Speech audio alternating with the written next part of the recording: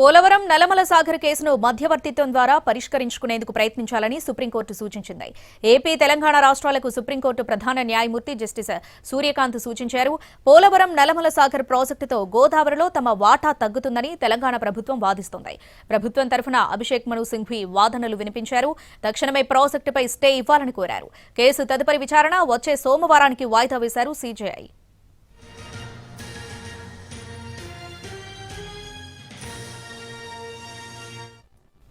దీనికి సంబంధించి పూర్తి అప్డేట్స్ మా ప్రతినిధి రాజు ఫోన్లో అందిస్తారు. రాజు, విచారణ సందర్భంగా కోర్టు ఎటువంటి వ్యాఖ్యలు చేసింది, డీటెయిల్స్ ఏంటి?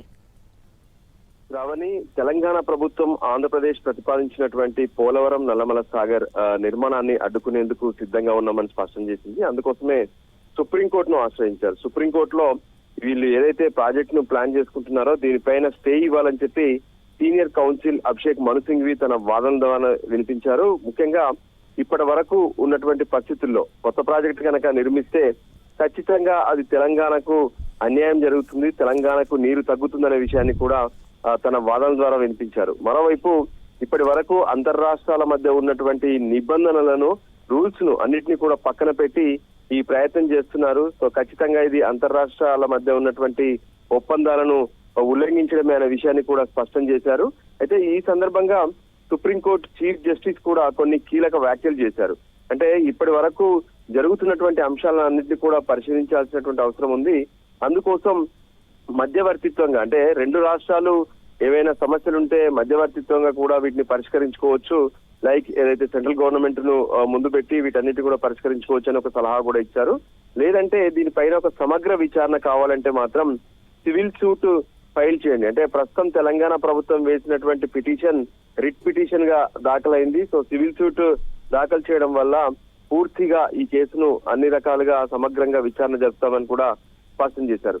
లేదంటే గత కొన్ని రోజుల క్రితమే, అంటే 3 రోజుల క్రితం ఏదైతే కేంద్ర ప్రభుత్వం నోటిఫై చేసినటువంటి హై పవర్ కమిటీకి ఈ తెలంగాణ ప్రభుత్వ అభ్యర్థులను పరిశీలించినటువంటి నిర్ణయాన్ని ఇచ్చి దానికి సంబంధించినటువంటి ఆలోచన ఏ విధంగా ముందుకెళ్లాలి దాని మీద వాళ్ళు నిర్ణయం తీసుకుంటారా, అలా ఏమైనా చేయమంటారా అని కూడా చీఫ్ జస్టిస్ అడిగారు.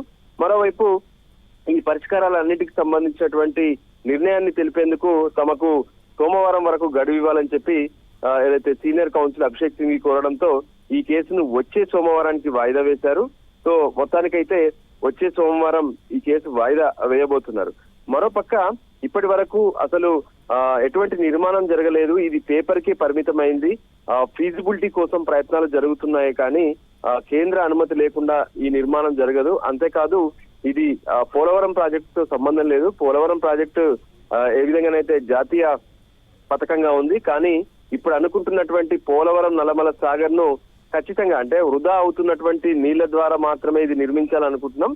అందుకోసం ఇది రాష్ట్ర ప్రాజెక్టుగానే నిర్ణయం తీసుకున్నామని చెప్పి ఆంధ్రప్రదేశ్ రాష్ట్రం తరఫున కూడా వాదనలు వినిపించారు.